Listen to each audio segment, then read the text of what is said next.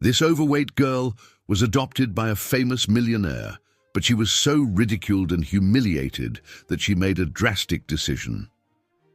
Years later, everyone was shocked to see her in a Hollywood movie, and the reason will surprise you. Comment, who is the person you love most in your life? And subscribe to my channel to support my work. The luxurious office on the top floor of the skyscraper reflected the success of Richard Huntington. He was sitting in his Italian leather armchair, watching the city sprawl below through the panoramic window. His tired eyes absently scanned the cityscape as his mind wandered far away to a place very different from the empire he had built. The secretary rushed into the room, interrupting his thoughts. "Mr. Huntington, the director of St. Clair's orphanage, is on the line." Richard adjusted himself in his chair and picked up the phone. His heart raced slightly. After months of adoption proceedings, the moment he had been waiting for had finally arrived. "Mrs. Thompson, how are you?" "Mr. Huntington, I have good news. The final documents have been approved. You can pick up Lily tomorrow." He closed his eyes for a moment, letting the relief wash over him. "What time should I be there?" "Around 10 a.m. would be ideal. That will give us time to organize everything."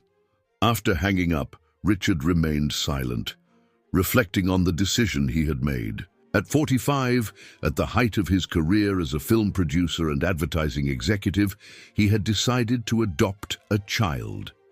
Not just any child. He had chosen Lily Miller, a 9-year-old girl who carried a deep sadness in her eyes that had touched him from their first meeting. He remembered the first time he saw her at the orphanage, sitting alone in a corner of the playground while the other children played. Her chubby body and withdrawn posture betrayed years of isolation. But there was something in her gaze, a spark of intelligence and sensitivity that instantly won him over. In subsequent visits, he discovered that Lily loved stories. Her eyes sparkled when he told her about behind-the-scenes filming, about how the magic of cinema turned dreams into reality. Little by little, she began to open up, revealing a rich imagination and a gentle soul that few bothered to get to know. The decision to adopt her was not impulsive. Richard knew it would be a challenge, an older child with emotional and self-esteem issues to resolve. But something inside him said it was the right thing to do. He wanted to give her the chance. She deserved to show her that there was a world beyond the walls of the orphanage. That night, as he organized the room he had prepared for Lily, Richard smiled as he imagined what her new life as a father would be like. The room was decorated with soft colors and shelves filled with children's books. On one of the walls, there was a mural with photos of various places around the world, countries and cultures he planned to introduce her to. His cell phone rang, interrupting the moment. It was his publicist, David. "Richard, we need to talk about the adoption announcement. The press is already speculating, and we need to get ahead of it." "I don't want to make this a media circus, David. Lily needs time to adjust." "I understand, but you're a public figure. If we don't control the narrative, others will." Richard sighed, aware that his friend was right. As one of the leading names in the entertainment industry, his personal life always aroused interest. The adoption of a child would certainly not go unnoticed. "Okay, prepare a simple statement, but no photos or interviews for now." After hanging up, he turned his attention back to the finishing touches of the room. On the nightstand, he placed a picture frame with a photo he had taken of Lily on one of his visits. It was the first time he had seen her really smile. The next morning dawned sunny. Richard arrived at the orphanage promptly at 10 a.m., wearing a discreet suit. His heart was beating fast as he climbed the worn steps of the old building. The director greeted him with a warm smile. "Lily is finishing packing her things. She was up all night excited." As he waited in the director's office, Richard watched the activity of the orphanage through the window. Children ran through the courtyard, their laughter echoing through the hallways. Soon, Lily would be in a completely different environment. The sound of timid footsteps made him turn around. There she was, carrying a small suitcase with her few belongings. She wore a simple dress and had her brown hair tied in a ponytail. Her eyes met his, a mixture of hope and fear. "Hi, Lily. Are you ready?" She nodded silently. Richard approached and picked up her suitcase, noticing how she clutched a worn book to her chest. The Little Prince, which he had given her on one of his visits. The exit from the orphanage was discreet, but Richard noticed some photographers at the gate. He shielded Lily with his body as he guided her to the car, ignoring the flashes that started firing. Inside the vehicle, she finally relaxed a little. During the drive to his house, Richard tried to keep the conversation light, but he could feel the girl's nervousness. It was a huge change in her life, leaving the only home she had ever known to live with a stranger, however well-intentioned he might be. As they arrived at the mansion in Beverly Hills, Lily's eyes widened. The house was imposing, with a manicured lawn and a fountain at the entrance. To someone who had lived their entire life in an orphanage, it must have seemed like a palace. "Come on, I want to show you your room." Lily followed him silently through the hallways, observing everything with contained curiosity. When they arrived at the room he had prepared for her, Richard opened the door with some anticipation. Her reaction was beyond what he expected. Her eyes scanned every detail of the room, stopping at the bookshelves and the photo mural. For a moment, she stood still in the doorway, as if she feared that everything would disappear if she entered. Is it all for me?" The small, insecure voice made Richard's heart clench. "Yes, honey. All of this is yours." She took a few hesitant steps into the room, still clutching the book to her chest. She stopped in front of the bookcase and raised her hand, lightly touching the spines of the books, as if she didn't believe they were real. "You can read them all whenever you want," Richard said softly. Lily turned to him, and for the first time that day, a small smile appeared on her lips. It was a beginning, Richard thought, a small step in a long journey that was just beginning. What he didn't know was that that moment of happiness would be one of the last for a long time.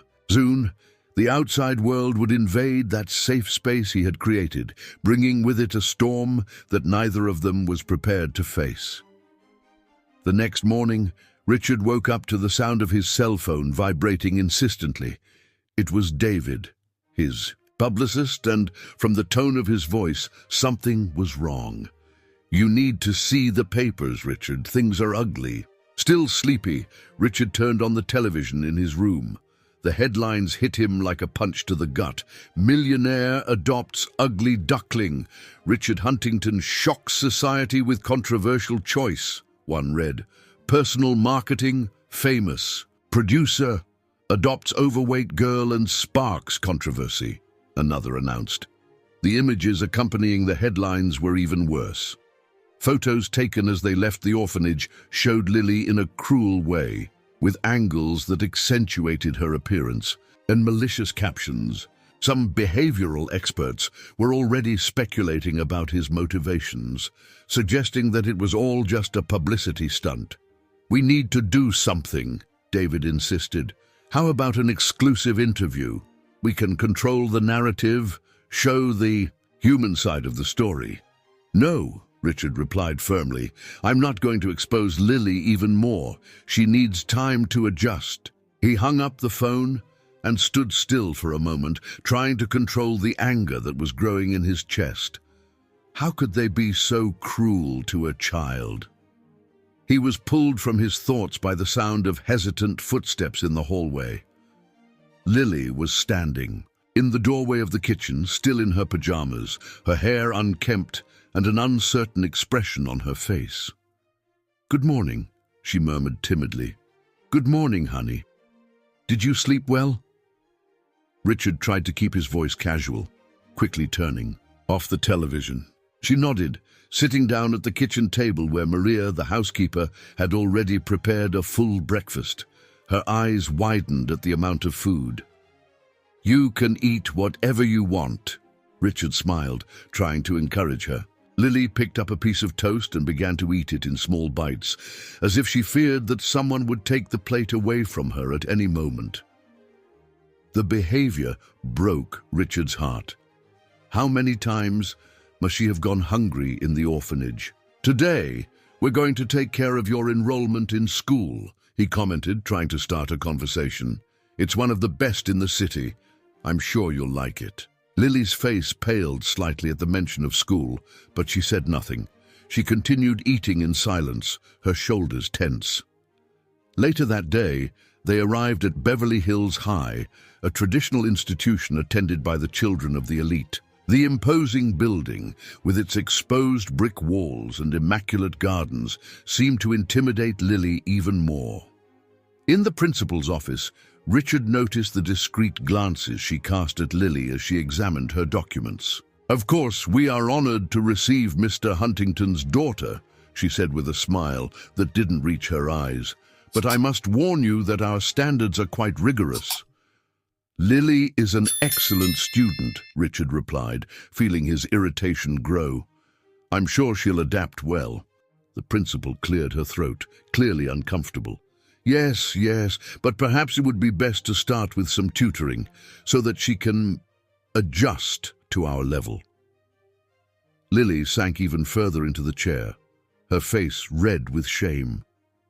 Richard wanted to protest, to say that there was no need for that, but he knew that creating a conflict would only make the situation worse for her. "We'll do whatever it takes," he replied dryly. As they left the school, Lily remained silent during the entire drive back. Her eyes were fixed on the car window, but Richard could see the tears she was trying to hide. "It's going to be okay," he tried to comfort her. "You're much more capable than they imagine." She just nodded without looking at him. The days that followed were a test of patience and resilience. Every time Richard turned on the television or opened a newspaper, there was some mention of the adoption. The comments ranged from condescending to downright cruel. Some called him eccentric, others speculated about his mental health. Social media was even worse. Mean-spirited memes began to circulate, using photos of Lily taken without permission. "The millionaire's mistake," some said. "When charity goes too far," others mocked. Richard tried to protect Lily from all of this, but it was impossible to create a completely isolated bubble. At school, the whispers and stares started on the first day. The other children, spoiled and cruel in their privileged innocence, didn't miss the opportunity to make mean comments. "Hey, fatty, how much did your dad pay to get you out of the gutter? I bet he only adopted you because nobody else wanted you." The teachers pretended not to hear. Some even hid discreet smiles at the taunts. Each day, Lily came home quieter, more withdrawn. One afternoon, Richard found her crying in her room. The books he had bought with so much affection were lying. On the floor, some pages crumpled. "What happened, honey?" She sobbed, trying to wipe away her tears with the back of her hands. "Why did you choose me? You should have picked a pretty normal girl." Her words hit him like a slap.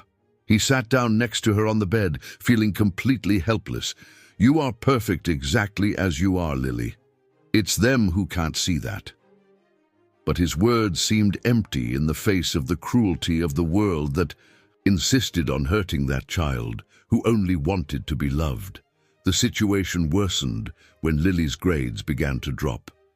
Not because she wasn't capable, Richard knew she was intelligent, but because the hostile environment prevented her from concentrating. The teachers began sending worried reports, suggesting that perhaps she was not prepared for that level of education. One night, while working in his home office, Richard heard a noise coming from the kitchen. It was late, past midnight. He found Lily sitting on the floor, surrounded by empty food wrappers. She was eating compulsively, tears streaming down her face as she stuffed everything she could find into her mouth. His heart broke. This was how she was dealing with the pain, eating to try to fill the void that the cruelty of others was digging in her soul. "Sorry," she sobbed when she saw him. "I know I shouldn't, that I'm getting fatter, but I can't stop." Richard knelt down beside her, pulling her into a hug.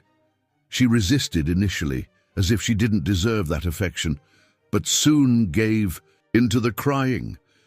"You don't have to apologize," he whispered, feeling his own tears welling up. "I'm the one who apologizes for not being able to protect you better."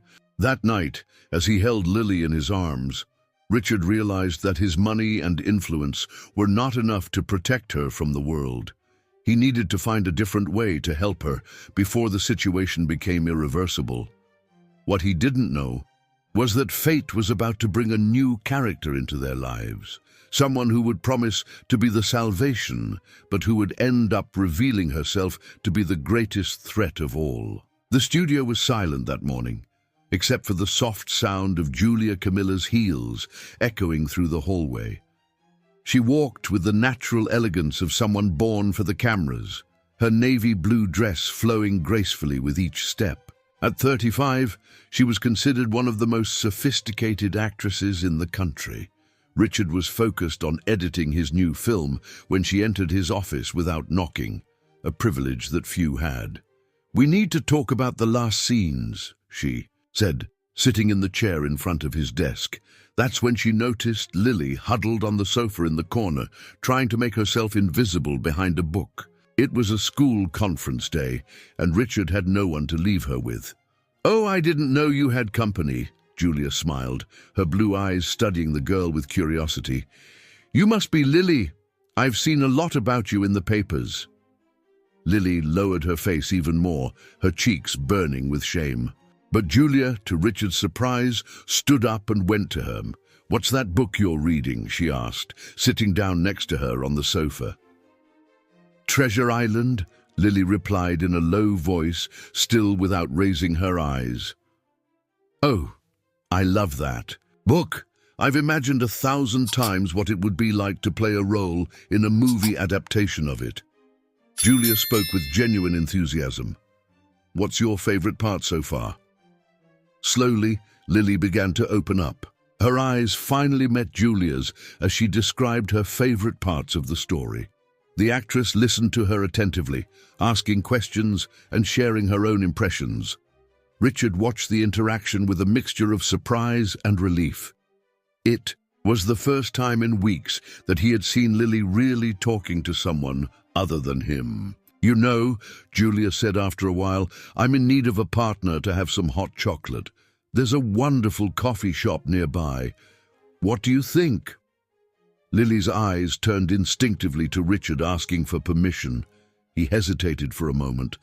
His daughter barely knew Julia, but there was something in the way the actress treated Lily, without pity or judgment, that made him agree.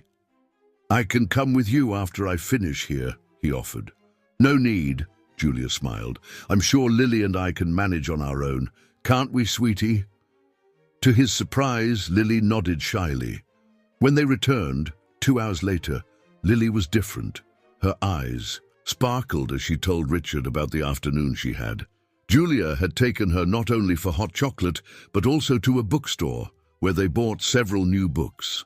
"Julia said we can start a book club just for us," Lily commented during dinner, more animated than usual. "She promised that she will read the same books as me, so we can talk about them." In the days that followed, Julia became a constant presence in their lives. She showed up at the studio with small gifts for Lily, a new book, a pretty hair clip, a special chocolate. She began to invite the girl to go out on weekends, taking her to places that Richard, busy with work, couldn't. The transformation in Lily was visible. Although she still suffered from bullying at school, she seemed stronger to face it. "Julia taught me that bad people can only hurt you if you let them," she said one day. For Richard, seeing his daughter finally opening up was like a balm. And Julia was a revelation. Behind the image of a movie diva, there was a sweet and caring woman who seemed genuinely to care about Lily. One night, after taking Lily to a ballet performance, Julia stayed for coffee. Lily had already gone to sleep, and they were talking on the porch. "You've done so much for her," Richard commented, observing Julia's delicate profile under the moonlight. "I don't know how to thank you." "No need to thank me. Lily is a special girl. People are so blind that they can't see the diamond that she is." It was at that moment that something changed between them. The look they exchanged lasted a few seconds longer than normal. Julia smiled, a smile different from the ones she usually gave to the cameras. "You know," she said softly, "it's not just Lily who's special." The first kiss happened there, under the starry sky. It was soft, hesitant, as if both were testing a new and fragile territory. The news of the relationship leaked to the press a few weeks later. Unlike Lily's adoption, this time the headlines were positive. "Richard Huntington's fairy tale," they said. "The actress who won not only the producer's heart, but also his daughter's." Julia moved into the mansion 3 months later. Lily was radiant. Having her best friend living with them seemed like a dream come true. The three formed a peculiar family, but one that somehow worked. Lily's grades began to improve. Julia helped her with her homework, teaching study techniques she had learned in her own school days. She also introduced her to amateur theater as a way to work on her self-esteem. "When you're on stage," Julia explained, "you can be whoever you want. It doesn't matter what others think of you." But there were moments, so subtle that Richard didn't notice, when something seemed out of place. Like when Julia organized a dinner for some friends from the entertainment industry and asked Lily to have dinner in her room, claiming that it would be a very adult meeting. Or when, during a photo shoot for a magazine that wanted to do a story about the perfect family, Julia insisted that Lily stand further away, almost out of the frame. "It's just so the photo's composition is more harmonious," she explained with a sweet smile when Richard questioned it. Lily never complained. In fact, she seemed to accept these small exclusions as natural. After all, Julia was so good to her, most of the time, that these moments seemed insignificant. At night, when everyone was asleep, Julia and Richard made plans for the future. She talked about her dream of working in Hollywood, of expanding her career internationally. Richard listened to her fascinated, admiring her ambition and determination. "We're going to be the most powerful family in entertainment," she said, her eyes shining. "You, me, and—" There was always a slight pause before adding, "Lily." Time passed, and Lily entered adolescence. Her body began to change, but not in the way she expected. While other girls developed delicate curves, she continued to struggle with her weight, now aggravated by hormones and anxiety. That's when Julia's comments started to become more frequent. Small observations, always made with a smile and a tone of concern. "Honey, are you sure you really want that second piece of cake? You know, when I was your age, I also struggled with my weight, but then I learned that discipline is everything. Maybe we should think about a special diet for you, just to help you feel better, of course." Richard, busy with his production company and completely in love with Julia, didn't realize how these words affected his daughter. He didn't see how Lily started skipping meals, how she obsessively weighed herself every morning, how she cried hidden after each seemingly well-intentioned comment from Julia. What no one realized was that behind the sweet smile and the words of concern, Julia was slowly planting seeds of destruction, and those seeds would soon bear bitter fruit that would forever change the life of that family. Winter arrived, bringing not only the cold, but a subtle and profound change in the dynamics of the house. Lily, now 13, spent more and more time locked in her room. The books that had once been her refuge began to gather dust on the shelves. In place of adventure stories, her new obsession was fashion magazines and diet websites. One particularly cold morning, Maria, the housekeeper, found the bathroom door of Lily's room locked. The muffled sound of someone vomiting caught her attention. "Miss Lily, are you feeling unwell?" There was a moment of silence, followed by the sound of the toilet flushing and the faucet running. When Lily finally opened the door, her face was pale and her eyes were red. "I'm fine, Maria. I just ate something that didn't agree with me." But Maria, who had raised 3 daughters, recognized the signs. It wasn't the first time she had found Lily in that situation. She decided to talk to Richard. She found him in his office, reviewing some contracts. Julia was sitting on the sofa next to him, leafing through an international film magazine. "Mr. Huntington, I need to talk about Miss Lily."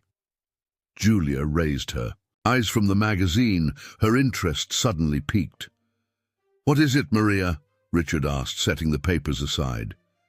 "She's not well. I found her vomiting again this morning. And that's not all. She barely touches her food during meals, but then I find empty wrappers hidden in her room." Julia stood up gracefully from the sofa.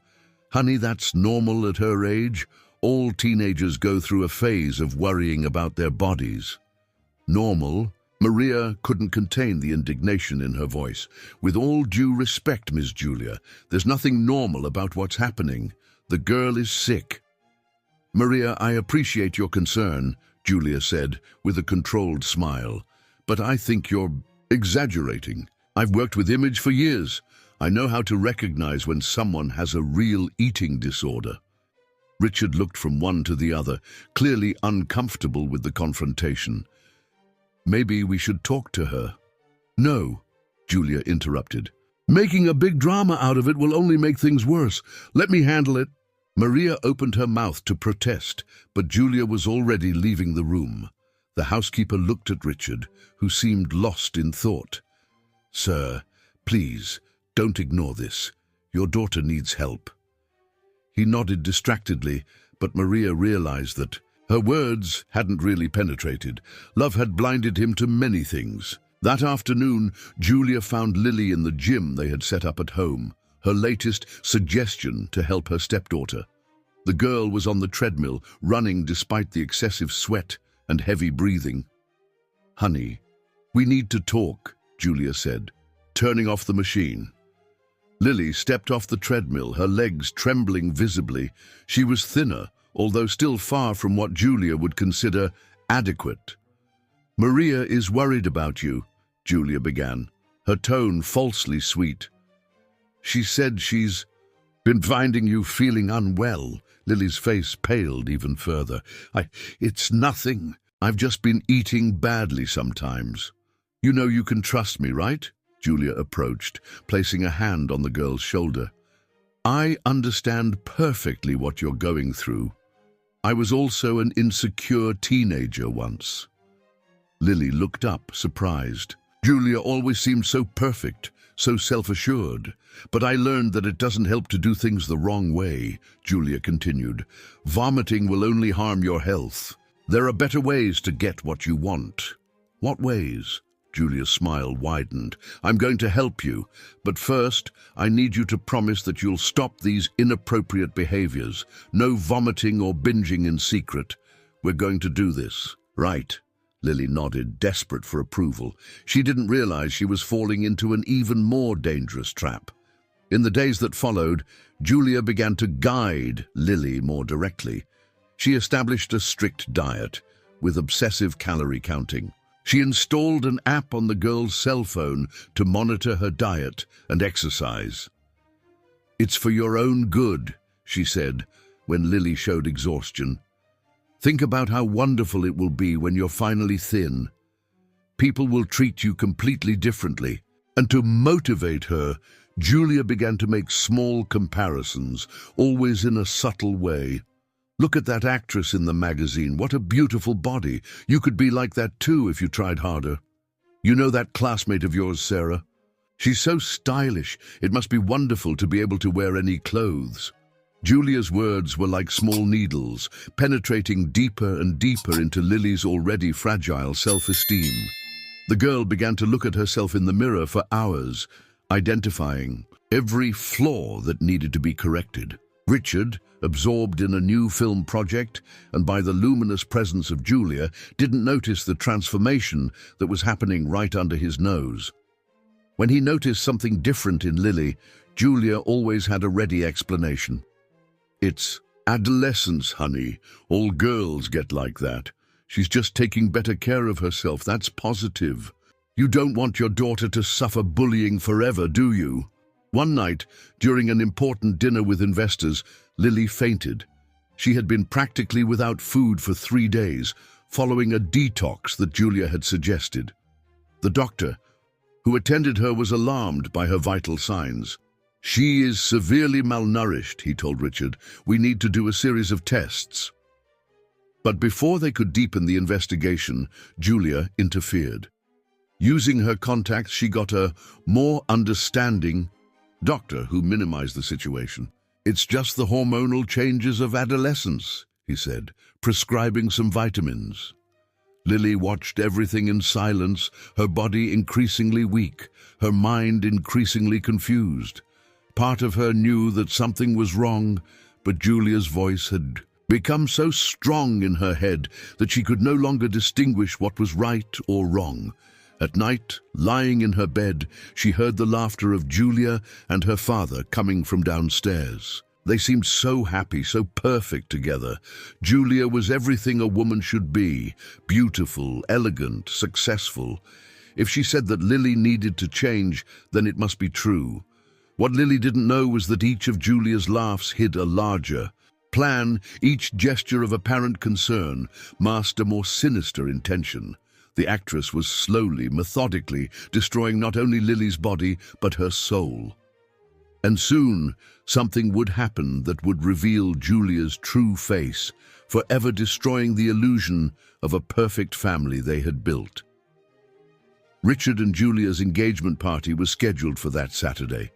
The mansion had been completely decorated for the event, with arrangements of white flowers and golden details throughout. The guest list included the most important names in the artistic and business world. Lily watched the preparations from her window, feeling increasingly invisible in her own home. Julia had coordinated every detail of the celebration, including what Lily should wear: a discreet navy blue dress, which better disguised her imperfections, according to her. "Honey, I need to have a serious talk with you," Julia said on the morning of the party, entering Lily's room without knocking. "It's about tonight." Lily was sitting on the edge of the bed, her fingers nervously squeezing the comforter. She had lost so much weight in recent weeks that her hands looked like claws. "I know you're trying," Julia continued, her tone falsely sweet, "but you haven't gotten where you need to be yet. So during the party, I want you to be more discreet." "What do you mean?" "Well, in the official photos, for example, wouldn't it be better if you stood a little further away? And during dinner, maybe it would be more appropriate if you sat at one of the side tables with the other guests' kids." Lily's heart sank. But I'm Dad's daughter." Julia's smile hardened slightly. "Yes, honey, but understand, this is a very important night for his career. I need everything to be perfect." Perfect. It was a word Julia used a lot. Perfection was something Lily could never achieve, no matter how hard she tried. "You don't want me to even show up at the party, do you?" Lily asked, her voice trembling. "Don't be dramatic," Julia sighed. "Of course I want you there. I just need you to cooperate so that everything goes well. You want your father to be happy, don't you?" It was always like this. Julia knew exactly which buttons to push, which words to use to make Lily feel guilty for existing. The party started at nightfall. Lily remained in her room as long as she could, listening to the chatter of the guests arriving. When she finally came down, wearing the dress chosen by Julia, she felt all eyes on her. "Wow, she's lost so much weight," some whispered. "Still not enough," others replied with giggles. Julia was dazzling in her designer white dress, the engagement ring sparkling on her finger. Richard didn't take his eyes off her, completely bewitched. During the official photos, Julia orchestrated everything exactly as she had planned. Lily was discreetly pushed to the edges, almost invisible in the images. Her father, absorbed in his happiness, didn't even notice. At dinner, Lily was placed at a distant table with teenagers she barely knew. She watched from afar as her father, and Julia received congratulations, shining like stars. That's when she overheard, unintentionally, a conversation between two women in the bathroom. "Did you see how clever Julia is? She got everything she wanted." "How so?" "Well, she always dreamed of having an international career. But she needed a powerful producer to open the right doors. Richard Huntington was the perfect target, rich, influential, and vulnerable because of that adoption story. And the girl? Do you think she really cares about her?" The other woman laughed. "Julia, please. She can barely stand being in the same room as the girl. She only pretends because she needs to maintain the image of a dedicated stepmother." Lily felt the world spin. It was as if all the little pieces of the puzzle finally fit together. Each gesture of false concern, each well-intentioned advice, each subtle exclusion. It all made sense now. Staggering, she returned to her room. Her reflection in the mirror was that of a stranger, too thin, too pale, her eyes sunken and lifeless. Julia had succeeded. She had transformed her into a shadow. But the worst wasn't that. The worst was knowing that her father, the person who should protect her, was completely blind to everything that was happening. That night, after the guests had left, Lily heard Julia and Richard talking in the hallway. "The party was a success," Julia said, "and I have a surprise for you. Remember that Hollywood producer I mentioned? He wants to meet me next month in Los Angeles. It could be my big chance." "That's wonderful, my love," Richard replied. "Let's all go together. We can take a family vacation." There was a pause. "Actually, honey, I think it's better if I go alone first. You know how Lily is unstable. I don't want anything to interfere with this opportunity." The silence that followed was deafening. Lily waited, praying that her father would protest, that he would defend his daughter. But he just sighed. "You're right. Lily needs to stabilize first." Those words were the last straw. There, alone, in her room, Lily made a decision. She couldn't continue living like this, being slowly destroyed while everyone pretended not to see. With trembling hands, she began to write a letter. Not a goodbye letter. She wouldn't give Julia that satisfaction. It was a letter to herself, promising that one day she would return, but only when she was strong enough to face all of this. She put some clothes in a backpack, along with the money she had saved from her allowance. It wasn't much, but it would have to be enough. Before leaving, she stopped at the door of the room and looked one last time at the space that had been her home. The bookshelves, now dusty, the photo mural, where her image had been gradually replaced by portraits of Julia and her father. "Forgive me, Dad," she whispered, "but I need to save myself." She went downstairs silently and left through the back door. The night was cold, but she barely felt it. Her body, weakened by malnutrition, trembled, but her mind was clear for the first time in a long time. As she walked down the dark street, leaving the illuminated mansion behind, Lily didn't know where she was going. She only knew that anywhere would be better than continuing to live that lie. What she didn't imagine was that her escape would trigger a series of events that would change not only her life, but that of everyone around her. And that fate had much bigger plans for her than anyone could suspect. Lily's disappearance was only noticed the next morning. Maria, going up to wake her, found the bed empty and made. At first, she thought the girl had already gone down for breakfast, but something in the room made her stop. The room was different, as if it had been slightly emptied of its essence. When she opened the closet and saw some pieces of clothing missing, her heart skipped a beat. She ran downstairs, shouting for Richard. "The girl is gone. Mr. Huntington, Lily isn't in her room." Richard, who was having coffee with Julia on the porch, jumped up. "What do you mean, gone?" "Some of her clothes aren't in the closet," Maria explained, panting. "And her backpack is also gone."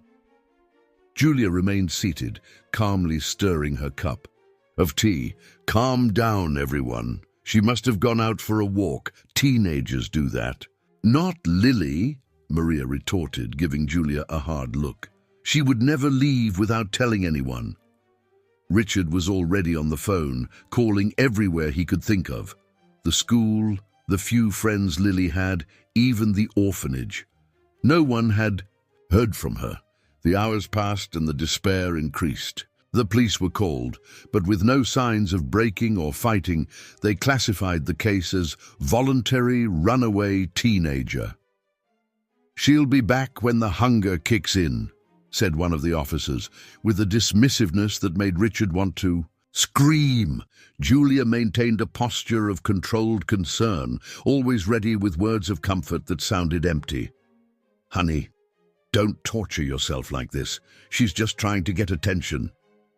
But Richard couldn't calm down. Something inside him screamed that he had failed his daughter terribly, although he couldn't understand exactly how. The news of the disappearance leaked to the press, and soon the newspapers were filled with sensationalist headlines. "Richard, Huntington's adopted daughter disappears. Did she take her own life?" Or some speculated.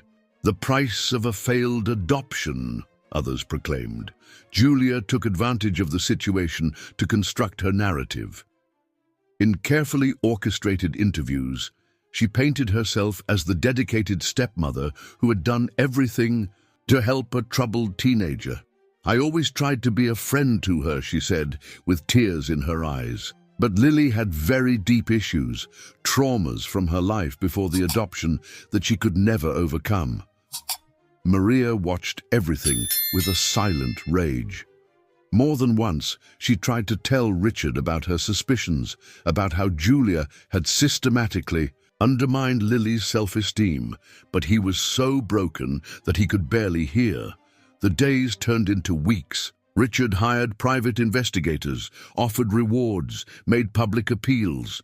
Nothing worked. It was as if Lily had disappeared into thin air. His empire began to crumble. He missed meetings, forgot appointments, missed deadlines. Important projects were cancelled. His obsession with finding Lily was consuming everything. Julia, on the other hand, seemed to flourish in the midst of chaos. Her public image had never been better. She was seen as the strong woman who kept the family together. In the midst of tragedy, job offers began to emerge, including international proposals. "Maybe we should get away for a while," she suggested one night, while Richard was hunched over another report from the investigators. "Spend some time in Los Angeles. You need to recover, and I have those important meetings." "I can't leave." "Beverly Hills," he replied without looking up. "What if she comes back and doesn't find me?" Julia sighed, a note of irritation in her voice. "Richard, be realistic. If she wanted to come back, she would have come back by now." The words hit him like a slap. For the first time in weeks, he really looked at Julia. He saw something in her expression that he had never noticed before, a calculating coldness behind the mask of concern. "How can you say that? She's my daughter." "Yeah, and see where that's gotten you," Julia replied, finally dropping the facade. "You're throwing everything away because of a girl who clearly didn't want to be part of this family." Richard stood up, staggering. It was as if he was seeing Julia for the first time. "What are you talking about? Lily is my family." "No, Richard. I am your family. I'm the one who's here, who's always been by your side. But you're so obsessed with her that you can't see what's in front of you." The discussion escalated quickly. Harsh words were exchanged. Painful truths came to light.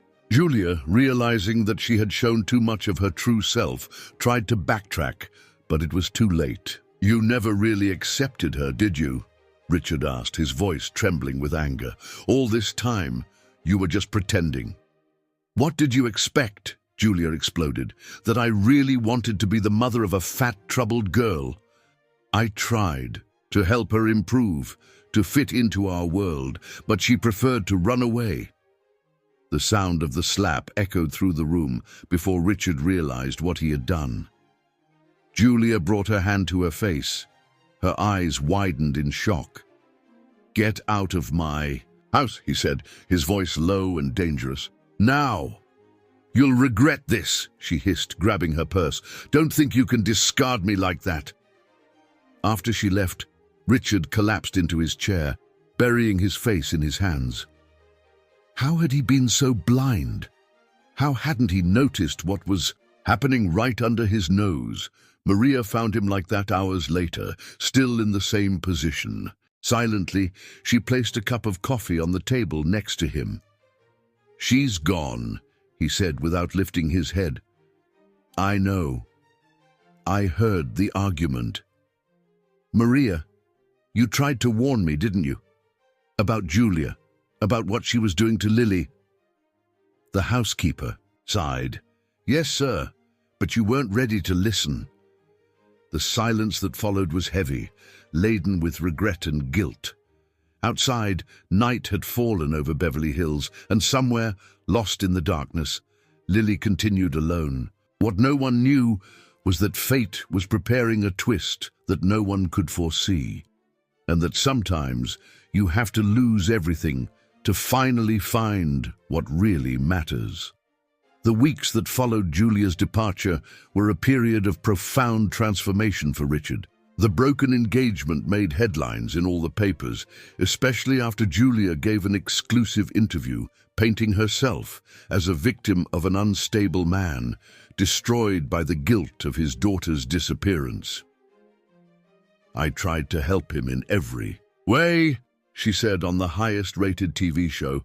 "But Richard became obsessive, paranoid. He even assaulted me when I suggested that we needed to move on." Richard's public image, already shaken by Lily's disappearance, completely collapsed. Contracts were cancelled, partners withdrew, friends stopped answering his calls. In a matter of months, the empire he had built began to crumble, but he barely noticed. His days were consumed by the relentless search for Lily. He spent fortunes on private investigators, traveled to any place where a lead arose, however tenuous. Each phone call, each email, each message could be the one that brought news of his daughter. Maria remained by his side, a silent but constant presence. She was the one who ensured that he ate, that he slept a few hours, that he didn't get completely lost in his despair. One morning, while organizing Lily's room, which remained untouched since her departure, Maria found something that had escaped previous searches. It was a thin notebook, hidden between the mattress and the headboard of the bed. "Mr. Huntington," she called, her hands trembling as she leafed through the pages. "You need to see this." The notebook contained Lily's notes, a diary not of thoughts, but of numbers, obsessively counted calories, body measurements noted daily, weight goals increasingly unrealistic, and in the midst of the numbers, small observations. That broke the heart. "Julia said I'm improving, but it's still not enough. I need to be perfect like her. Dad doesn't even notice I exist anymore." Richard fell onto Lily's bed, the notebook trembling in his hands. Each page was a new stab in his heart, proof of how he had failed to protect his daughter. "How didn't I see this happening, Maria? How was I so blind?" "Love sometimes blinds us, sir," Maria replied softly, and Julia knew very well how to manipulate that love. That night, Richard couldn't sleep. He stayed in Lily's room, reliving every moment of the past few years. Now he could see the signs he had ignored, the small changes in his daughter that he had attributed to adolescence. He remembered how she had stopped smiling, how her eyes lost the spark that had enchanted him at their first meeting at the orphanage, how her body was withering not only physically, but her soul also seemed to dwindle with each day. And Julia, how didn't he perceive the cruelty behind each well-intentioned advice? How didn't he see that each gesture of apparent concern was actually just another way of destroying Lily's already fragile self-esteem? Dawn found him still lost in those thoughts. That's when his cell phone rang. It was David, his former publicist, one of the few who still kept in touch. "Richard, you need to see this. Julia, she got a role in Hollywood." With trembling hands, Richard opened his laptop. The news was on every entertainment website. Julia Camilla had been cast in a big-budget film, directed by one of the biggest names in world cinema. "I am very happy with this opportunity," she said in the interview. "After a difficult period in my personal life, it is gratifying to see that my talent is being recognized internationally." The anger that Richard felt was unlike anything he had ever experienced. It was a cold, calculating anger. Julia had achieved exactly what she wanted. She had used him and Lily as stepping stones to achieve her dream of an international career. But his fury soon gave way to a deep sadness.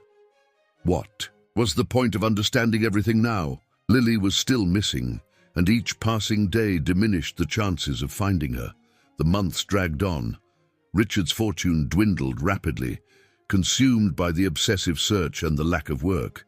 He had to sell cars, works of art, properties. The mansion, once a symbol of his success, now seemed too big, too empty. Maria found him one night sitting on the floor of Lily's room, surrounded by old photos. "Look at this one, Maria," he said, showing an image of the day he brought Lily home. How scared she was, but also hopeful. "I promised I would protect her, that I would be her safe harbor. And in the end, I pushed her away." The housekeeper sat down next to him, her face marked by the same sadness. "You made mistakes, yes, but you can still fix things. You just need to find her. What if she doesn't want to be found? What if she is—" "No," Maria interrupted firmly. "Don't think about that. Lily is strong, much stronger than everyone thought. She's alive somewhere, I'm sure." That same night, as the city slept, a young theater teacher from a small community center in a low-income neighborhood of Los Angeles observed one of her students rehearsing. The girl was too thin, her movements still hesitant, but there was something in her eyes, a fierce determination, a will to live that refused to be extinguished. "Very good, Michelle," the teacher smiled, using the name the girl had chosen for herself. "You have a natural gift for this." The girl smiled back, a smile that didn't fully reach her eyes. On her wrist, a simple bracelet, the only thing she had brought from her previous life, shone softly under the stage lights. Fate was preparing a twist that no one could foresee. But before the reunion could happen, both father and daughter would need to go through their own journeys of transformation and discovery. Teacher Helen observed her most dedicated student with a mixture of admiration and concern. In 6 months, Michelle, as the girl insisted on being called, had completely transformed. Not only was her body healthier, but something in her spirit was also changing. The small community theater where she taught had been her refuge for years. There, on Tuesday and Thursday nights, young people from the low-income neighborhood found a space to dream, to express themselves, to be who they really were. But Michelle was different. She clearly remembered the night she found her huddled on the theater steps, shivering from cold and hunger. Her maternal instinct spoke louder than prudence. "Come on, let's go inside. It's cold out here." The girl hesitated, her big, scared eyes studying Helen with suspicion. She was too thin, too pale, like a little bird fallen from the nest. "You don't have to tell me anything you don't want to," Helen continued, "but at least accept some hot chocolate." That first night was the beginning of a transformation. Michelle, a name she chose herself when Helen asked what she would like to be called, began to appear regularly at the theater. At first, she just watched the classes from afar, hidden in the back rows. Little by little, Helen was gaining her trust. She offered the small guest room in her apartment without asking questions about her past. When Michelle finally accepted, after weeks of gentle insistence, she cried all night. Never has anyone helped me without wanting something in return, she sobbed. Helen respected Michelle's silence about her past, but it wasn't difficult to piece things together. The frequent nightmares, the fear of eating in public, the way she cowered when someone raised their voice, everything indicated deep traumas. But on stage, Michelle was someone else. It was as if all her pains and fears turned into something powerful, magnetic. Even in the small scenes they rehearsed, her presence was captivating.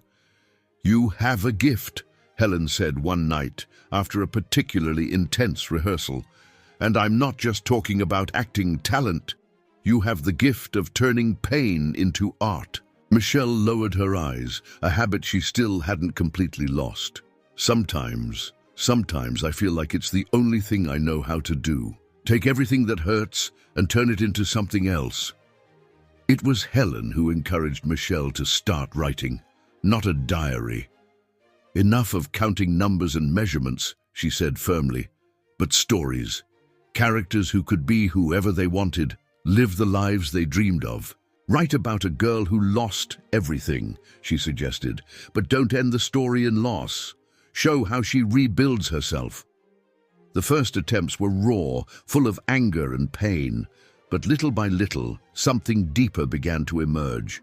Michelle wrote about transformation, about rebirth, about finding strength in the most unlikely places. On one of those writing nights, Helen found her crying over the notebook. "What is it, honey?" "I was thinking about my dad," Michelle replied for the first time, mentioning her family. Sometimes I miss him so much. But then I remember how he didn't see me, how he let that woman—" Her voice faltered, but Helen didn't need to hear the rest. She had already seen similar cases: stepfathers, stepmothers, authority, figures who abused their power in subtle and devastating ways. "You know what hurts the most?" Michelle continued, the words coming out as if a dam had broken. "He loved me, I know he loved me, but he let his love for her blind him. He let her destroy me little by little, and he never realized." Helen sat down next to her, offering a hug that was accepted after a moment of hesitation. "And now, what do you want to do with this pain?" Michelle raised her face, and there was something different in her eyes. A new determination, a strength that was born not of resentment but of something deeper. "I want to transform it.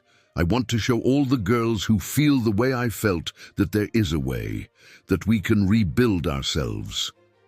That's how The Phoenix was born, the first play written by Michelle.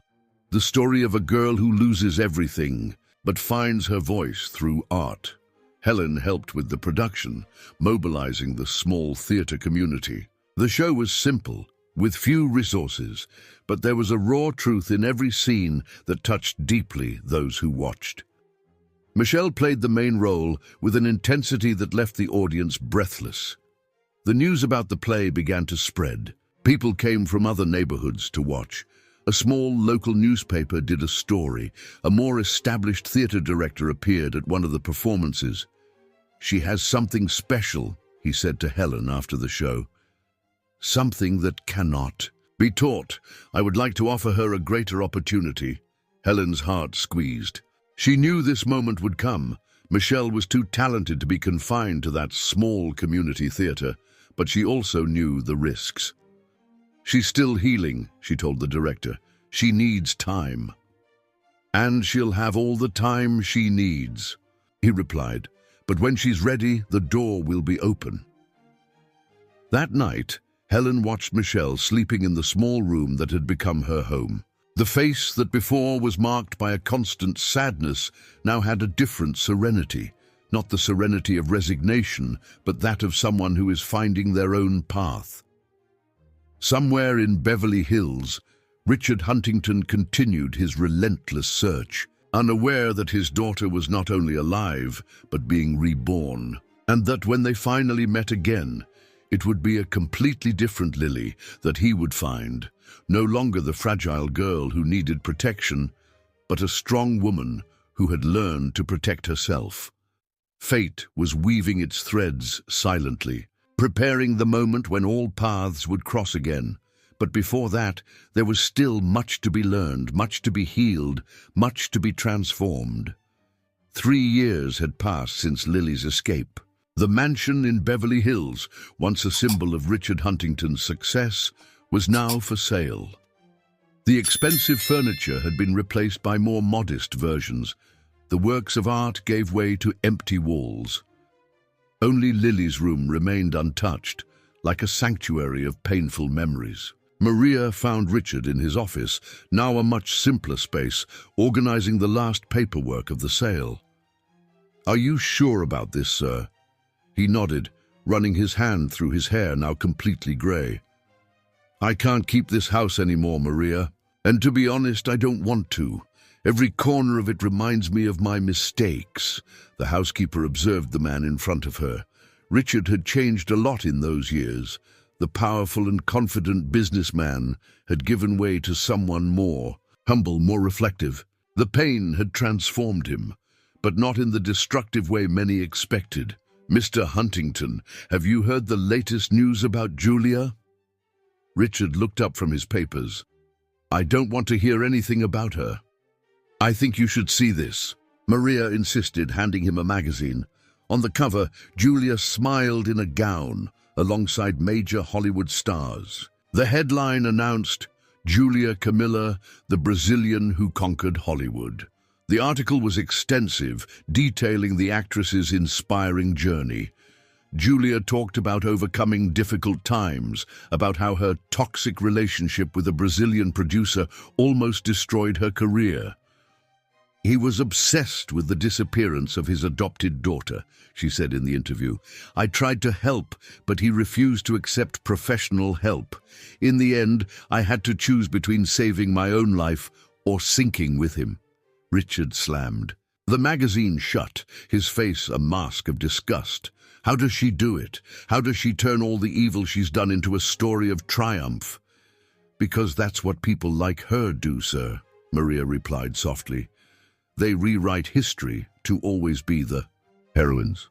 At that same moment, across town, Michelle, the girl who was once Claudia, was about to step onto the stage.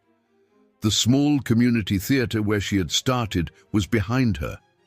Now she was preparing for her first performance on a professional stage. "5 minutes!" someone shouted backstage. Teacher Helen, who had never stopped being her mentor and friend, adjusted the final details of her costume. "Nervous?" Michelle smiled, a smile that now reached her eyes. "A little, but it's a good nervous." Her body had changed a lot in these years, not because of the obsession with diets and exercise that Julia had instilled, but because of a natural process of self-discovery and self-care. She was thinner, yes, but in a healthy way. Her eyes, once constantly haunted, now shone with a quiet confidence. "Remember what we talked about?"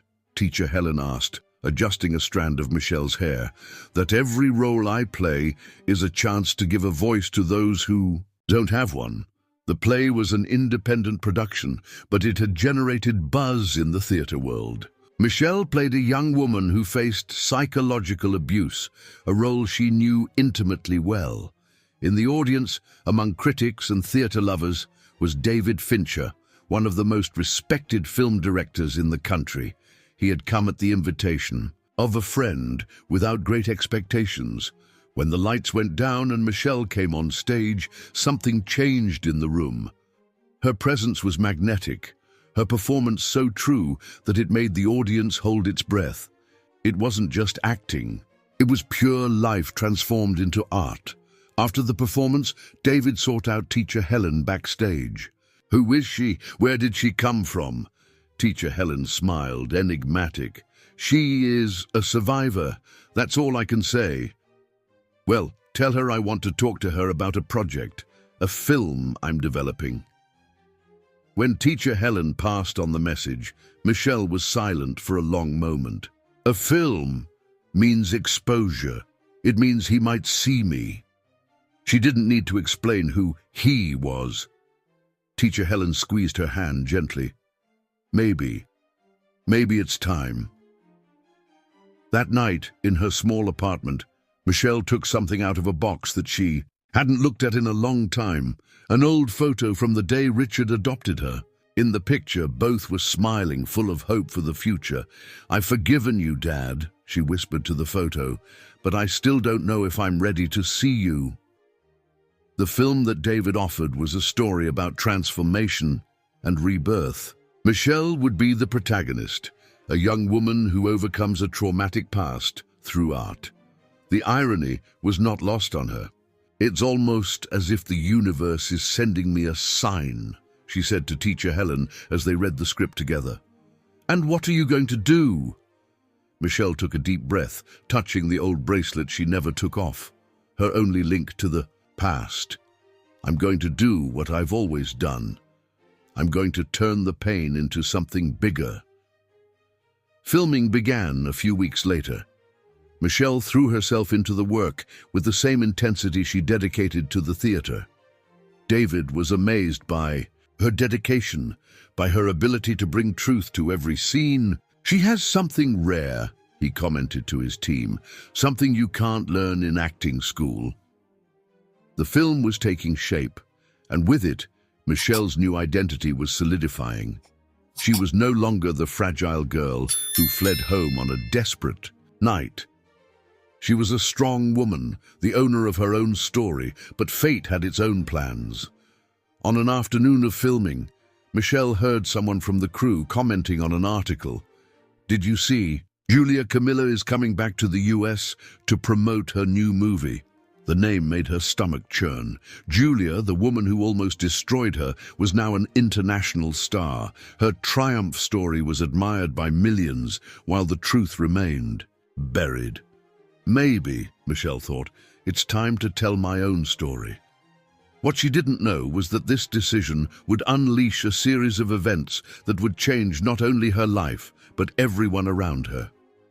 The moment of reunion was approaching, but it wouldn't be as anyone expected. The premiere of Michelle's film was scheduled for the same month that Julia Camilla would return to the US. The coincidence seemed like a work of fate, a confluence of events that no one could have predicted. Anxiety took hold of Michelle in the weeks leading up to the premiere. Every morning, looking in the mirror, she saw not only her reflection but the layers of transformation she had gone through. Her face, once round and marked by sadness, now had defined features and a serene look. Her hair, which she used to hide in messy ponytails, now fell in soft waves over her shoulders. "Are you ready for this?" Teacher Helen asked one night while helping Michelle choose the dress for the premiere. "I don't know," Michelle replied honestly, "but I know I need to do it." The film had become something bigger than anyone expected. The first screenings for critics generated enthusiastic reviews. "Oh, a revelation," some said. "The most impactful performance of the year," others declared. David, the director, was ecstatic. "This is going to be much bigger than we imagined," he said during a preparation meeting for the launch. "The press wants to know everything about you, Michelle. Your story, your background." Michelle felt her stomach churn. She knew this moment would come. "What if I have a different story to tell?" David looked at her curiously. "What do you mean?" It was then that Michelle began to reveal her true identity, first to David, then to the rest of the film's core team. She told them everything, about being Claudia Michelle, about the adoption, about Julia, about her escape. "My God," David murmured when she finished, This is extraordinary." "And now?" Michelle asked, her heart beating fast. "Will this hurt the film?" David laughed, a laugh of pure admiration.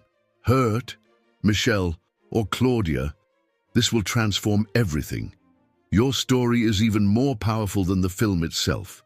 The decision to reveal her identity publicly was not taken lightly. Michelle spent nights talking to teacher Helen, weighing every possible consequence. "Julia will try to discredit you," teacher Helen warned. "She's built a very convenient narrative all these years." "I know, but I'm tired of letting her version be the only one. I'm not that scared girl she almost destroyed anymore." The premiere was scheduled for a Thursday night. The biggest movie theater in Beverly Hills was completely packed. Critics, celebrities, press. Julia Camilla, who was in town promoting her new Hollywood film, was also present, unaware of what awaited her. Michelle arrived at the event wearing a red dress that embraced her curves with elegance. There was no longer any need to hide, to try to look smaller. Each step exuded a confidence that came not from arrogance, but from hard-won self-acceptance. Flashes fired non-stop. Everyone wanted to record the new sensation of American cinema. Michelle smiled at the cameras, answering questions with a calmness that surprised even herself. That's when the murmurs began. Julia had arrived, dazzling as always in a gold dress, her presence causing the usual commotion. For a moment, the eyes of the two crossed through the room. Recognition was not immediate. Julia first saw a stunning young actress, someone who clearly threatened to steal her spotlight.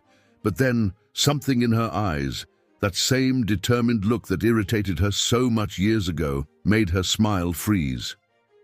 Michelle saw the exact moment when Julia realized who she was. The shock, the disbelief, and then the fear. Because Julia Camilla, for the first time in her life, was not in control of the narrative. The screening of the film proceeded in a silence charged with emotion. The story, although fictional, echoed deep truths that Michelle knew intimately. Each scene was a mirror of her own journey of overcoming. When the lights came on, the applause was deafening. Michelle was called to the stage for a question and answer session. It was then that she made the announcement that would change everything. "This film," she began, her voice clear and firm, "is about transformation, about finding strength when all seems lost. And perhaps because of that, it's the perfect moment to tell my own story." The silence that followed was palpable. Hundreds of people held their breath as Michelle began to speak. "My real name is Claudia Michelle Huntington. And yes, I am the adopted daughter of Richard Huntington, the same one who disappeared 3 years ago." The murmurs spread through the audience like a wave. Cameras and cell phones were raised, every word being recorded. In the third row, Julia had turned completely pale. "I ran away from home not because I was a troubled teenager, as some suggested. I ran away because I was being slowly destroyed by someone who was supposed to protect me." Her eyes met Julia's, who seemed glued to her chair. "I'm not here to seek revenge or cause a scandal. I'm here because stories like mine need to be told, because there are other girls and women going through the same kind of psychological abuse that I suffered, thinking they are alone." The audience was mesmerized. Journalists typed frantically on their cell phones. In the last row, hidden among the shadows, a gray-haired man watched everything with silent tears streaming down his face. Destiny had finally aligned all the pieces.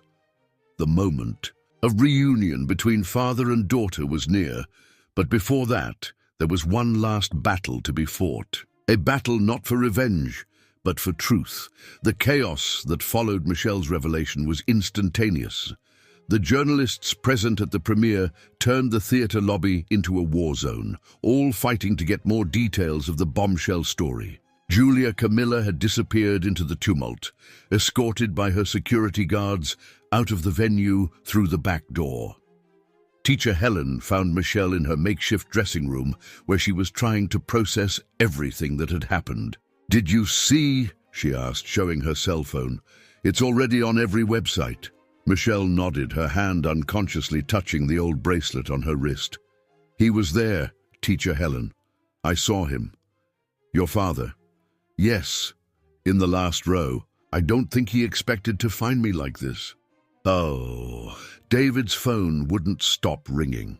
All the major television shows wanted an exclusive interview with Michelle. The story of the girl who overcame trauma and transformed into a rising star was pure gold for the media. I'm not giving interviews. Yet, Michelle decided. First, I need to do something more important. That same night, in her luxury apartment in one of the most expensive neighborhoods of Los Angeles, Julia Camilla was in a panic. Her phone rang incessantly. Her agent. In Hollywood, journalists, producers worried about the multi-million-dollar contracts she had signed. We need a strategy, her publicist said. We can say she's lying, that this is a publicity stunt. No, Julia interrupted, her voice trembling slightly. She has proof. That damned diary. I should have gotten rid of it when I had the chance. The sound of the doorbell made her jump. When her security guard opened the door, Michelle was there, still wearing the red dress from the premiere. Good evening, Julia, she said calmly. I think we need to talk. Julia considered having her thrown out, but knew it would only worsen her situation. With a gesture, she dismissed her team, leaving only her and Michelle in the elegant living room. Come to seek revenge? She asked, trying to maintain her air of superiority. Michelle smiled, a smile that had nothing of the insecure girl Julia had known. No, Julia, I've come to offer you a chance to do the right thing for the first time in your life. She took an envelope from her bag and placed it on the coffee table. Tomorrow, I'm going to give an exclusive interview telling the whole truth. You can try to discredit me, of course. You can use your contacts, your money, your influence. But then... She opened the envelope, revealing photos, text messages, pages from the diary that Julia had made her keep. Then I'll be forced to show all this. Every little manipulation, every documented psychological abuse. Do you really want to risk your Hollywood career like that? Julia picked up the papers with trembling hands. There it all was, her suggestions about diets, her cruel comments disguised as concern, her strategies to isolate Claudia from her father. What do you want? She finally asked, her mask of confidence completely destroyed. I want you to admit the truth. You don't have to tell everything, but I want you to take responsibility for your part in the story, to admit that you lied all these years. This will destroy me. Michelle stood up, smoothing her dress calmly. No, Julia. It will humanize you. Think about it. The great star who admits her mistakes, who publicly apologizes. The public loves a redemption story. She left the envelope on the table and walked to the door, stopping only for one last comment. You have until tomorrow morning to decide. Choose wisely this time.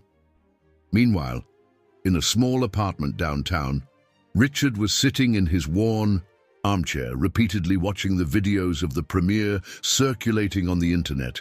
Every time he saw his daughter's face, his heart ached. Maria was with him, as always. You need to go talk to her. I don't know if I have that right, Maria. After everything. Did you hear what she said on stage? She's not angry. She's trying to heal people by telling her story. Richard ran his hands over his tired face. She's so different, so strong. She was always strong, sir. She just needed to discover it on her own. The next morning, Los Angeles woke up to a bombshell. Julia Camilla had scheduled a press conference. The conference room of the hotel where she was staying was packed with journalists when she entered, without makeup and visibly shaken. I came to do something I should have done a long time ago, she began, her voice trembling slightly. I came to apologize. Cameras flashed non-stop as Julia admitted that she had lied about the events that led to Claudia's escape. She admitted that she had been cruel, that she had used the girl's fragility for her own purposes. I was so focused on my career, on creating a perfect image, that I forgot my humanity, she said, tears streaming down her face. Success blinded me to the harm I was causing. Michelle watched the confession on television, sitting on teacher Helen's couch. She's good, she commented. Even when apologizing, she's still acting. Does that bother you? No, Michelle replied after a moment of reflection. She'll always be like that. The important thing is that the truth is being told. Her cell phone rang. It was David. Michelle, you need to see this. On the TV screen, the image changed to the entrance of the hotel where Julia was. A gray-haired man was trying to get through the crowd of reporters. Dad, Michelle whispered, her heart racing. The moment everyone had been waiting for was about to happen. Father and daughter, separated by years of pain and misunderstandings, were moments away from reuniting. But it would be a reunion very different from what anyone could imagine. The hotel was in absolute chaos. Journalists jostled in the corridors, cameras pointed in all directions, all waiting to capture the moment of the reunion between Richard Huntington and his long-lost daughter. Richard managed to enter the lobby after much effort, his heart beating so hard it felt like it wanted to jump out of his chest. Maria came right behind, serving as a kind of shield against the crowd of reporters. At the same moment, in Teacher Helen's apartment, Michelle was paralyzed in front of the television. Her hands trembled so much that she could barely hold her cell phone. "Do you want to go there?" Teacher Helen asked softly. Michelle shook her head. "No, not like this. Not in the middle of this circus." She picked up the phone and typed a message. "To David, I need your help." Meanwhile, at the hotel, Julia had finished her press conference and was being escorted out when she saw Richard. Their eyes met for a tense moment. "Richard," she began, taking a step towards him. "No," he interrupted, his voice laden with a coldness that made Julia recoil. "You've done enough." Julia lowered her head and continued on her way, for the first time in her life, truly feeling the weight of her actions. The photographers captured the moment, the great Hollywood star reduced to a solitary and diminished figure. David arrived at the hotel minutes later, making his way through the journalists to reach Richard. "Mr. Huntington," he called. "Michelle wants to see you, but not here." The name made Richard raise his head sharply. "Michelle?" "That's what she calls herself now," David explained gently. "Come with me. She's waiting in a special place." Maria squeezed Richard's arm encouragingly. "Go, sir. I'll take care of things here." David led Richard to his car, managing to escape the press through a side exit. During the drive, he explained how he had met Michelle, how she had transformed through theater and film. "She's extraordinary," he said. "She transformed all her pain into something powerful and beautiful." They arrived at a small theater on the outskirts of the city, the same one where Michelle had begun her transformation. The place was empty at that time of the morning, only the stage lights on, and there she was. Michelle was sitting on the edge of the stage, wearing simple jeans and a white blouse, so different from the glamour of the night before. When she saw her father, she stood up slowly. For a long moment, neither of them moved. It was as if time had frozen, 3 years of separation weighing between them like an invisible wall. "Hi, Dad," Michelle finally said, her soft voice echoing in the empty theater. Richard took a step forward, then stopped, unsure. His hands trembled, his eyes filled with contained tears. You're so beautiful," he managed to say. Michelle smiled, a smile that mixed sadness and affection. "A lot has changed." "I'm so sorry," Richard let the words escape, as if he couldn't contain them anymore. "I'm so sorry for not protecting you, for not seeing what was happening, for letting her—" "Dad," Michelle interrupted softly. "I know, and I forgave you a long time ago." She descended the steps of the stage slowly, each step measured and conscious. She was no longer the scared girl running away from people. She was a woman who had learned to occupy her space in the world. "It was here that I found myself," she said, gesturing to the theater around them. "It was here that I learned that our scars don't have to define us. They can transform us into something stronger." Richard listened, tears now running freely down his face. "I looked for you so much. I spent everything I had." "I know," Michelle nodded. "Teacher Helen told me. She showed me the news, the announcements, everything you did to find me." "Teacher Helen, my savior, my second mom," Michelle smiled. "She found me when I was at rock bottom and helped me rebuild my life, piece by piece." Finally, she was close enough to touch her father. She raised her hand and touched his face gently, feeling the stubble under her fingers. "You've changed a lot, too," she observed. "I lost everything," Richard admitted. "The money, the career, the status. But none of that matters. I just wanted to have my daughter back." Michelle felt her own tears begin to fall. "I'm back, Dad. Not the way you imagined, not as that girl who needed to be saved. I came back as someone who learned to save herself." "You are so strong," Richard whispered. "You always were, weren't you? I was just too busy to see it." Finally, Michelle hugged him. It was a hug different from all they had ever shared. It was no longer a hug of protection or comfort, but a hug between equals, between two people who had gone through the fire and survived. "Can we start over?" Richard asked when they separated. "Not like before, but in a new way." Michelle smiled, wiping away her tears. "Of course we can, but this time let's do it right. No lies, no masks, no trying to be what others expect us to be." From the back of the theater, Teacher Helen and David watched the scene in respectful silence. It was the end of one cycle and the beginning of another. Not a fairy tale happy ending, but something deeper and truer. "There's something you need to see," Michelle said, taking her father's hand.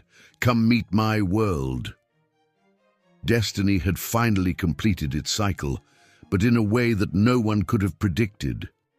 The girl who had run away to survive had returned as a woman ready to live. And sometimes we discover that the real happy ending is not in going back to what we were, but in accepting what we have become.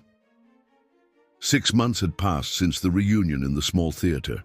Michelle's film had become a national phenomenon, her personal story further amplifying the impact of the work. But it wasn't just in the theaters that transformations were happening. Richard had sold the mansion in Beverly Hills and moved to a modest apartment downtown. Maria, faithful as always, insisted on continuing to work for him, now more as a family friend than as an employee. "You still need someone to take care of you," she would say, although everyone knew it was more than that. Maria was a fundamental part of that story of reconstruction. Michelle kept her apartment with Teacher Helen, but visited her father regularly. Their conversations, once superficial and full of unspoken words, were now deep and honest. They were learning together to build a new relationship based not on dependence, but on mutual understanding. "You know what impresses me most about you?" Richard said one night while they were having dinner on the small balcony of his apartment. "How you managed to turn everything that happened into something positive." Michelle smiled, serving herself. More salad, her relationship with food, like everything else, had transformed into something healthy and natural. "I had good teachers," she replied, casting an affectionate glance at Teacher Helen, who had joined them for dinner. "And I learned that our stories only define us if we let them." The success of the film had opened many doors. Job offers arrived daily, not only from the US, but also from abroad. Michelle chose her projects carefully, prioritizing stories that could make a difference in people's lives. Her story had inspired the creation of a foundation for young people facing problems with self-image and psychological abuse. The support center operated in the same community theater where she had begun her transformation. "It's funny," she commented to teacher Helen one day, watching a group of teenagers during a theater workshop. "When I ran away from home, I thought I was running from the pain. But in reality, I was running towards who I was meant to be." Julia Camilla had left the US shortly after her public confession.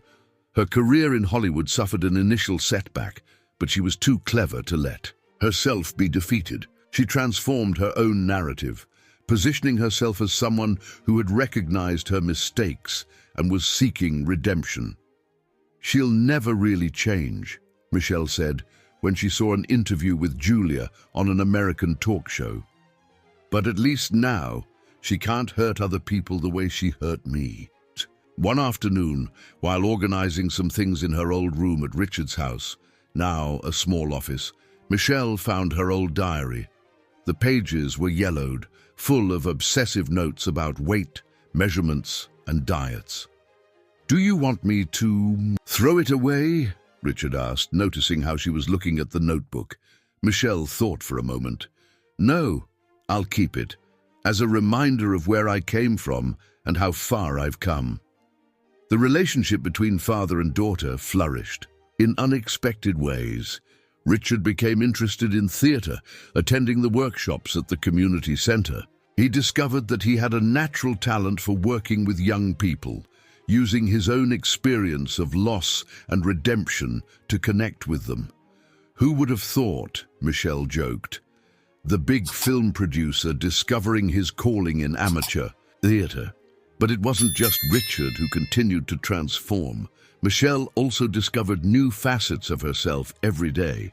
She began to write her own plays, stories that spoke about transformation, forgiveness, and the courage to be who we really are. One of these plays, entitled Metamorphosis, was about to premiere. It was her story, but not in a literal way. It was an allegory about a butterfly that needs to go through the painful process of transformation to discover its wings. On opening night, the small theater was packed. In the front row, Richard, teacher Helen, and Maria watched with pride as the curtain opened. Among the audience was also a familiar face. David, the director who had given Michelle her first big opportunity in film. The show was simple in terms of production, but deeply touching in its message. When it ended, the audience applauded, standing for several minutes. Michelle, when thanking them, had tears in her eyes.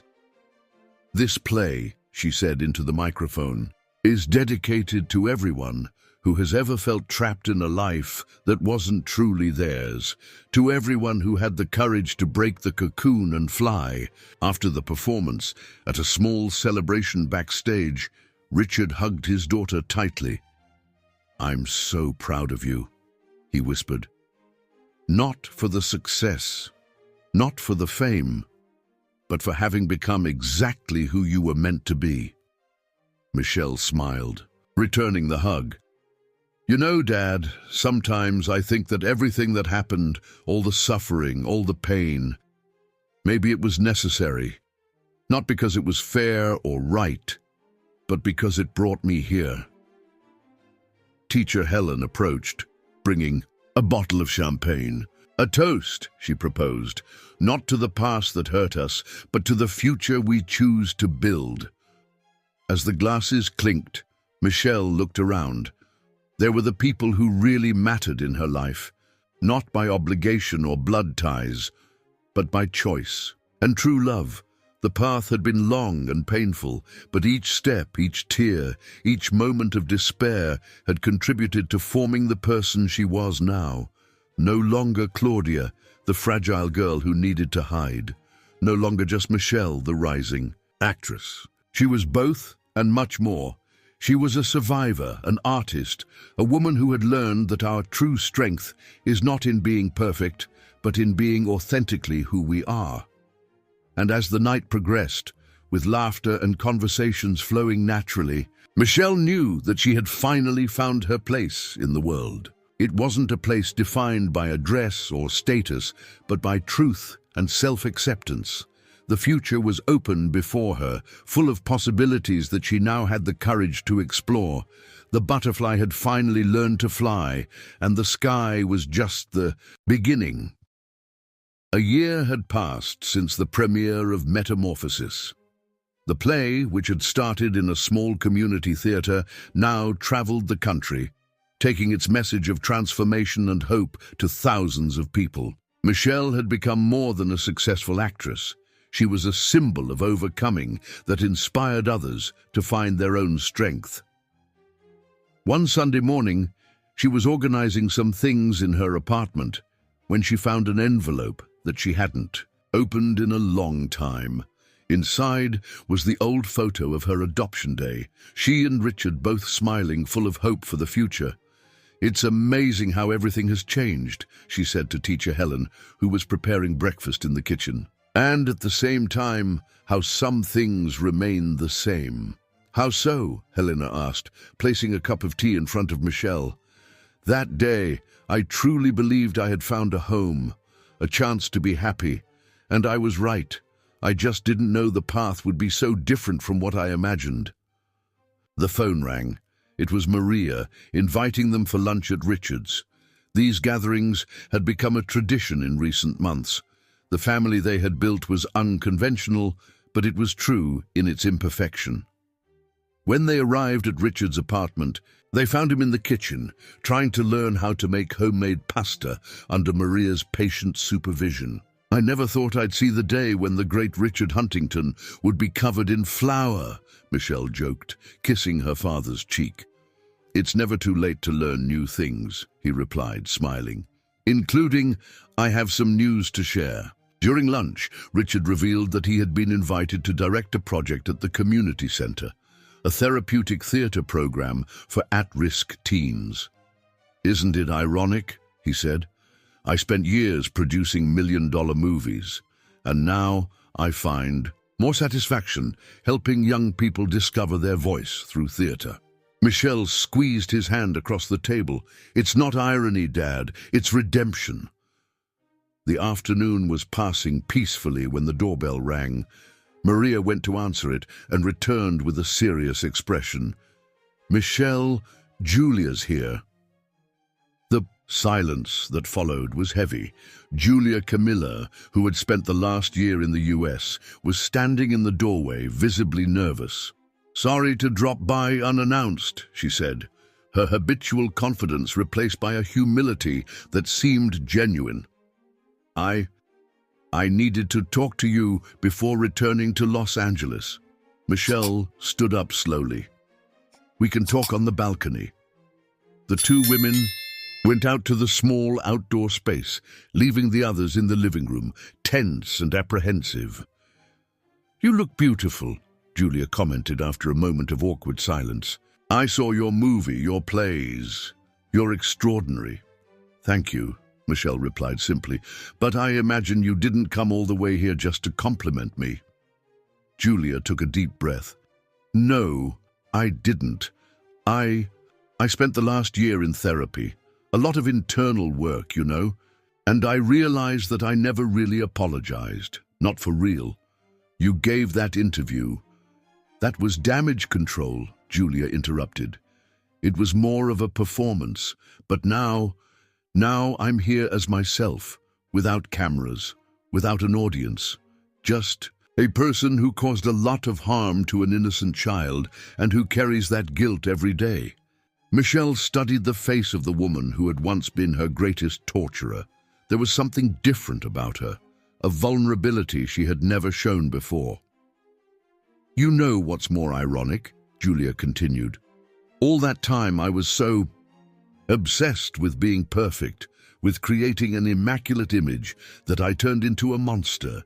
And you, who I tried so hard to mold into my image of perfection, ended up becoming something much bigger and more beautiful than I will ever be." Tears streamed down Julia's face now, blurring her expensive makeup. "I don't expect your forgiveness. I just needed you to know that I understand now. I understand the harm I caused, and I live with that regret every day. Michelle was silent for a long moment, watching the city below. Finally, she turned to Julia. Do you know what was the biggest lesson I learned in all this journey? That forgiving doesn't mean forgetting or pretending that nothing happened. It means freeing yourself from the weight of the past so you can move on. You forgive me. I forgave you a long time ago, Julia. Not for you, but for me, because carrying anger and resentment would only prevent me from growing. Julia sobbed, a broken and true sound. Thank you, she whispered. I don't deserve that greatness, but thank you. When they returned inside, they found Richard, teacher Helen, and Maria trying to disguise that they weren't trying to eavesdrop. Julia said goodbye quickly, clearly too emotional to prolong the moment. Are you okay? Teacher Helen asked after she left. Michelle smiled, a serene smile that lit up her face. I am. Actually, I'm better than ever. That night, after everyone had left, Michelle stayed a little longer with her father. Sitting on the balcony, watching the city lights, they shared a moment of reflection. Do you think she really changed? Richard asked. I think she's trying, Michelle replied. But you know what's more important? It doesn't matter anymore. I no longer depend on her change or anyone else's to be happy. Richard hugged his daughter, feeling a deep pride, not only for who she had become, but for the path she had chosen to walk. You know, Dad, Michelle said softly, sometimes I think everything that happened was necessary, not because it was fair, but because it brought us here. It taught us that family isn't about perfection, it's about true love and acceptance. The city lights shone like earthly stars, and the future opened before them like a blank page, ready to be filled with new stories. Not stories of pain or revenge, but of love, forgiveness, and the courage to be authentically who we are. Michelle had finally found her place in the world, not as the girl who needed to be saved, not as the victim who needed revenge, but as a woman who had learned that our true strength lies in accepting our complete story, with all its scars and beauties. And so, as night fell over Los Angeles, a new story began. A story no longer about survival, but about living fully. Because sometimes the real happy ending isn't in going back to what we were, but in celebrating who we have become.